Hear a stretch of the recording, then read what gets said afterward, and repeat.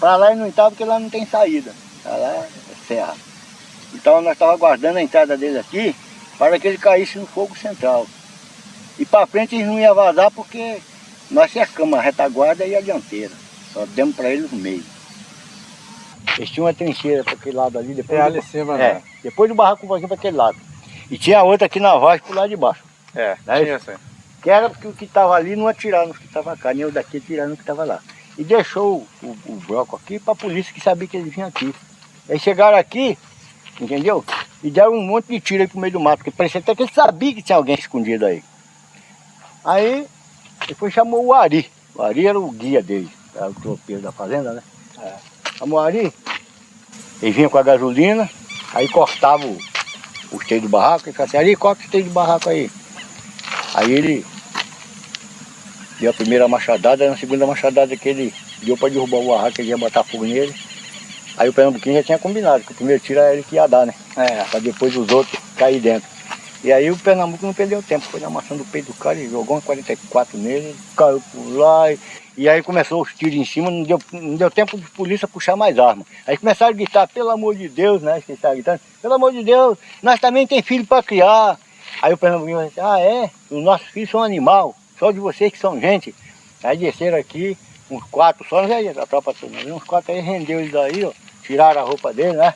E ainda balearam um cara aí, botaram dentro do caminhão, o cara morreu no meio do caminhão, o Ari também, se lascou, morreu. Morreram quantos, Orlando? Não, só foi 2 só. Não nem leva. Foi 2, foi um soldado e o guia, o Ari. Quando eles chegaram, o Tenório, mas o Pureza chegou, já tinha acontecido o problema. Só que a tropa grossa estava em Mantiqueira para entrar, né? Nós já tínhamos levantado um bambu com a bandeira vermelha lá no Mantiqueira lá. E o jornal, o Dia, publicou. Eu tinha um jornal daqui há pouco tempo, aí sumiu. Estava escrito assim, Xerém em pé de guerra. 2.000 camponeses armados. Dentro desta luta, nós estendemos por vários municípios do estado do Rio. Conseguimos, então, eleger ou fundar cerca de 30 associações de lavradores. Havia também o uso da força pelo grandes proprietários. Então, entre 47 e os anos 60, a possibilidade, a tentativa de organizar mais além das associações de lavradores foi grande, mas não se conseguiu muita coisa. E no final dos anos 50, então, mesmo no estado do Rio, já começa a haver um plano de colonização de áreas devolutas, e aí o famoso plano agrário, que há condições melhores de saber quais eram as terras que deviam ser arrecadadas para o Estado para implantar famílias de lavradores, e se começa a notar que há uma expansão das associações de lavradores, a organização da FALES, que só vai virar, na verdade, sindicato e associação sindical em 63. De associações, nós chegamos a criar a federação, mais ou menos em 59, que fizemos a federação, porque nós já tinha base suficiente de se criar. Nos anos 60, então, começa efetivamente da parte do movimento camponês no Rio de Janeiro uma certa ofensiva maior. O Congresso de Belo Horizonte, de alguma maneira, ele foi o auge desse processo de organização. Foi o momento em que houve um encontro das organizações criadas pelo Partido Comunista, as ligas camponesas, que tinham uma outra... Tem um pé nessa coisa do Partido Comunista, mas tem uma trajetória distinta que a opõe em termos de propostas políticas ao Partido Comunista. O Master. Né? Então, o Congresso de Belo Horizonte coloca a questão agrária com muita força na agenda nacional, num momento em que o grande debate nacional era o debate em torno de desenvolvimento, saídas para o desenvolvimento, que tipo de desenvolvimento, né? Então, o Congresso de Belo Horizonte teve um papel importante de pautar a questão da reforma agrária, né, a importância da questão agrária nesse processo, né? Não por acaso, o presidente da República vai ao Congresso, né? Quer dizer, é uma coisa surpreendente naquele contexto. No Rio de Janeiro, por exemplo, entre 60 e 64, são desapropriadas 23 fazendas. As lutas desde 47 são, num certo sentido, elas conseguem ter uma estabilização já em 63 e 64, tem 23 fazendas. Dessas 23 fazendas, apenas 2 foram confirmadas depois de 64, entre 1964 e 1980. Que é a Fazenda Conceição de Suruí e América Fabril em Magé, depois de uma intensa mobilização já dos anos 70. Ou seja, houve no estado do Rio de Janeiro, por obra tanto federal quanto local, quer dizer, isso tinha sido o plano agrário do estado do Rio de Janeiro, uma tentativa de efetivamente fazer um cinturão verde do Rio de Janeiro. Se esse cinturão verde do Rio de Janeiro não foi feito, isso não foi por nenhum determinismo histórico. Isso na verdade, uma construção política que supôs a repressão violenta a todos aqueles que tentaram propor outros caminhos que aqueles caminhos históricos efetivamente seguiram. Rio de Janeiro, cidade de muitos contrastes. Seus arredores parecem seguir o exemplo. Sua zona rural, verdadeiro cinturão verde, com invejável localização e potencial agrícola praticamente inexplorado, desafia o bom senso de uma população de 4 milhões. A proximidade do grande centro produz o efeito negativo. No interior de um núcleo de colonização, configurou-se a mudança que traz a marca da omissão administrativa. Terras ontem cedidas ao agricultor ávido por espaço simbolizam hoje o desvirtuamento de uma finalidade: plantar e colher.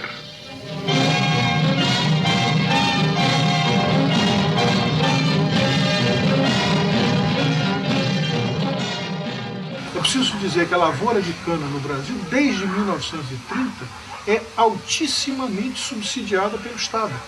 Quer dizer, toda a modernização do parque agroindustrial brasileiro, ele não é na base de se a concorrência, se os preços internacionais caírem, por exemplo, isso não repercutia imediatamente nos plantadores de cana. Isso passava pela mediação de um instituto, que era um instituto governamental, e cada vez que esse instituto tinha déficit de caixa, isso era coberto pelo Tesouro Nacional. Ou seja, aquilo que se deu aos grandes proprietários, de jeito nenhum chegou para as outras partes da população, muitas vezes trabalhadores desses mesmos grandes proprietários. Por exemplo, o Estatuto da Lavoura Canavieira, que foi de 1943, portanto, junto com a consolidação da lei do trabalho, poderia ter beneficiado os trabalhadores, os lavradores de cana, mas não foi. Então, quando a luta do Imbé começa, ela começa justamente numa parte toda das terras que se dizia que eram de uma usina, mas que todo mundo sabia que era a parte contestada da propriedade da usina. E a ocupação dessa região, que era uma área grilada por uma usina, ela vai ter características, algumas características próximas do que se tem hoje. Quer dizer, ele vai mobilizar trabalhadores assalariados da cana, né? Descontentes com a sua situação. Mas não era uma situação de crise da cana, é um momento que a cana, a agricultura canavieira no Rio de Janeiro estava muito bem, né, nesse momento. Mas ele mobiliza alguns assalariados para ocupar. E desse ponto de vista, a ocupação do Imbé é uma coisa que mereceria até ser mais estudada, né, do ponto de vista do nível de organização que houve para fazer a ocupação e do nível de organização que houve para manter a ocupação, né? Os jornais, na época, publicaram o Decálogo do Imbé, onde havia normas de conduta que iam desde a conduta política até a conduta pessoal, né? Proibição de bebidas, enfim, entrava muito na esfera do comportamento pessoal, que era uma estratégia um pouco também de possibilidade de defender a ocupação, né? É outra linguagem que nós não aceitamos, nunca aceitamos no campo. É dizer que nós somos invasores, porque nós nunca fomos invasores de coisa nenhuma. Nós somos ocupantes de terra. Invasores são os grileiros, que pegam uma determinada gleba de terra e passam escritura falsa, faz escritura falsa, documentação falsa, etc., para o nome dele e da família dele. Nós não. Nós nunca fizemos isso. Nós nunca procuramos legalizar com nenhum documento falso, nenhum arqueiro de terra para ninguém. Por exemplo, eu mesmo nunca tive coisíssima nenhuma. Nunca tive. Eu sou poceiro, mas sou um poceiro que ainda estou lutando pela posse. Eu nunca fui favorecido em coisíssima nenhuma. E também, com isso, eu não me acho triste.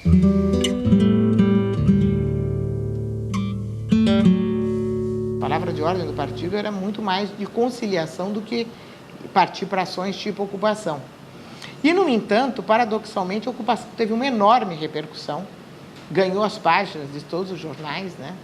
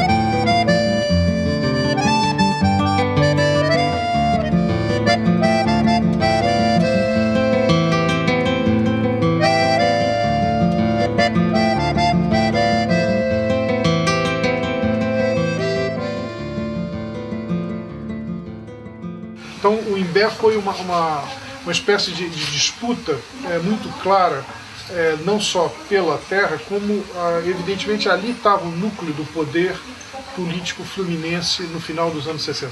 Por isso também, isso foi uma batalha bastante dura. E houve outras tentativas de ocupação. Agora, as ocupações naquele momento elas se concentravam sobretudo na Baixada Fluminense, né? Que é preciso se lembrar, naquele momento era o setor da agricultura e do poder do estado do Rio de Janeiro mais importante. É o setor das usinas de campo do norte fluminense. Se existe a lei agrária do governo, se existe o interesse do governo em amenizar, de ajudar os lavradores, etc., porque hoje, em 1982, temos vários despejos para despejar lavradores. Eu sei quem saía para passear para casa dos parentes, no Rio de Irajá, e quando voltava só tinha o terreno. A casa não tinha mais, não tinha cachorro, não tinha galinha, não tinha móvel, nada.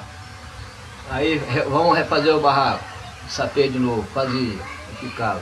Saía um pouquinho, dava tudo de novo, dezenas de vezes acontecia isso. É preciso pensar que no Brasil desse momento, tudo isso era visto como uma coisa ilegal e subversiva. E aí era atacado tanto pela polícia quanto era atacado porque também todo esse pessoal que queria grilar a terra tinha embaixo dele uma série de pistoleiros. Isso, com certeza. Então enfrentar isso exigia uma coragem muito grande. Né? Com certeza. Uma coragem muito grande. Porque é uma coragem de ter vivido essas situações, por exemplo, que Cosme acabou de contar. Me lembro de Pureza contar, Morena contar isso várias vezes, em vários lugares que ele viveu, e sempre saindo de cada situação, ele tinha perdido quase tudo, recomeçando.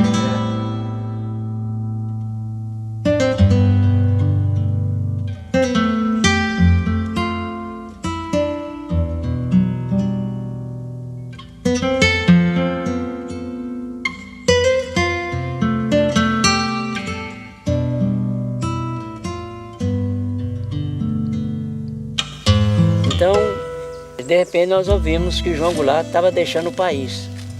Aí eu reuni com o grupo que estava lá, não era pouca gente, era muita gente.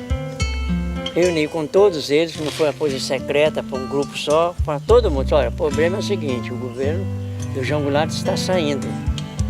Até agora, aquilo que prometeram trazer para nós não chegou até aqui. Evidentemente, está tendo dificuldade para chegar aqui. E nós não vamos servir aqui, porque nessa hora agora que está acontecendo isso, vai vir grileiros, vai vir assassinos, jagunços, tudo com o objetivo de ceder para o golpe que estão dando no país, para fazer justiça com a mão deles aqui em cima de nós todos aqui, principalmente a mim e os demais companheiros que estão aqui na direção aqui. Então acho bom cada um ir para sua casa. Eu não sei para onde eu vou. Não, o senhor vai lá para minha... Não, não vou para casa de ninguém de vocês que estão aqui. Não sei para onde eu vou. E dispersa, tal, pois não deu outra coisa. Daí mais ou menos uns 40 minutos ou mais um pouco, chegou um grupo de pessoas procurando a mim, procurando fulano, mas tudo armado para matar. Não era polícia, não era nada. Justamente essas pessoas que eu falei, ligada a grileiros, ligada a isso, que aproveitaram o momento para dizer que estava fazendo em nome dos golpistas, que estava dando golpe no país inteiro. E eu saí. Eles sempre tiveram que lidar com a polícia, o Pureza está chamando a atenção sobre isso o tempo todo. Eles eram presos, vinham, ao mesmo tempo as mulheres iam lá na frente da delegacia, soltavam. Então essa situação da repressão ao movimento, ela está sempre presente, mas em 64 eles percebem que tem um diferencial. Então eles caíram na clandestinidade interna, né? Quer dizer, se escondendo de lugar para lugar, de vez em quando sendo preso. Então, na verdade, houve uma certa fragilização dessas lideranças e, do ponto de vista de um movimento que estava nascendo, que estava muito ainda, muito pouco, tinha um nível de organização ainda muito incipiente, né? A repressão caiu como uma pedra. Né? Tudo aquilo que tinha sido feito é feito estaca zero. Então, primeiro, os sindicatos são obrigados, inclusive, a pedir de novo carta sindical. Então, é como se todo sindicato que tivesse fundado não valesse mais. Fazer tudo com novo pedido.